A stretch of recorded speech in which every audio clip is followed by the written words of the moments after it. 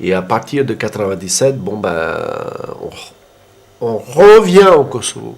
On revient au Kosovo. Et là, ça commence à... Les Kosovars ne veulent plus, ne peuvent plus de la démocratie. On nous oublie complètement dans les accords à Dayton.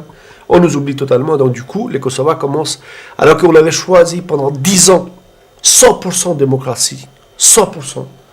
Pétitions, lettres, rapports, combats démocratiques à Paris, partout dans le monde, New York.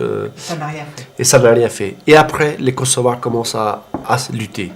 Une partie des Kosovars sont devenus ce qu'on appelle UCK. UCK. Donc, Austria Čleritor Kosovs. L'armée de libération du Kosovo. Nationaliste.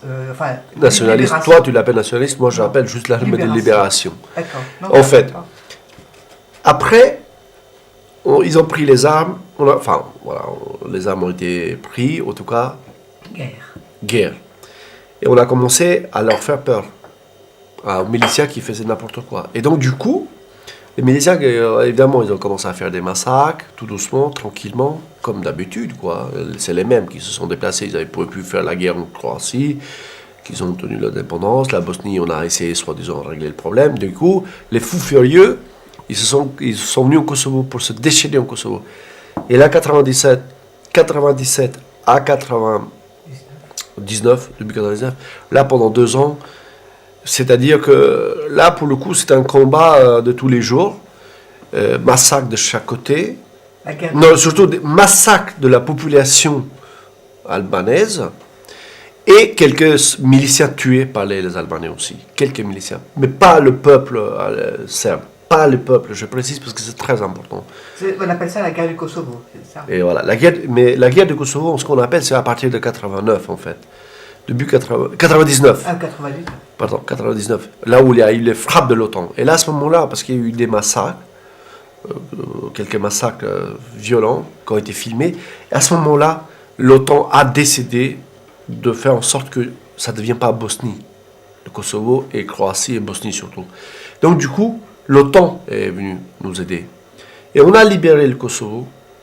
Et le Kosovo a été géré jusqu'à aujourd'hui encore, en grande partie, par l'ONU, par les soldats de l'ONU. En gros, c'est ça. Mais là, maintenant, on a la Slovénie, Croatie, qui sont entrés en Europe. Donc ça, c'est réglé. On a une confédération de la Bosnie, c'est terrible. Tôt ou tard. Enfin voilà, là, c'est vraiment... C'est un nid de nationalistes, des intégristes.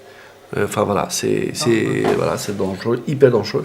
Les Kosovars, les Monténégrins, bon voilà, les Bosniaques, les Macédoniens, les Serbes ont fait aucun travail de mémoire là-dessus.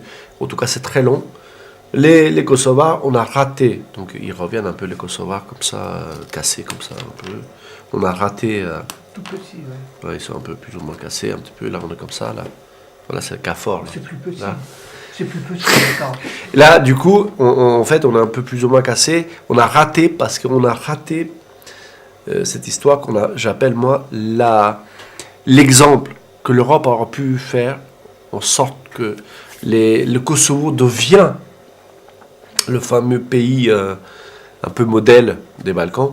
Et en fait, aujourd'hui, n'est pas devenu modèle des Balkans, ni politiquement, ni économiquement. Mais quand même, il y a énormément de choses, et notamment, quand on en parlait l'autre jour, la religion, pour moi, s'il y a un endroit où l'Europe doit s'inspirer de la religion, la manière de vivre la religion, et notamment celle des musulmans, celle qu'on dit en Europe aujourd'hui, comment faire pour que le musulman vive la religion d'une manière très démocrate et que tout soit accepté par tout le monde, je pense et je suis sûr que c'est le Kosovo doit être cette destination.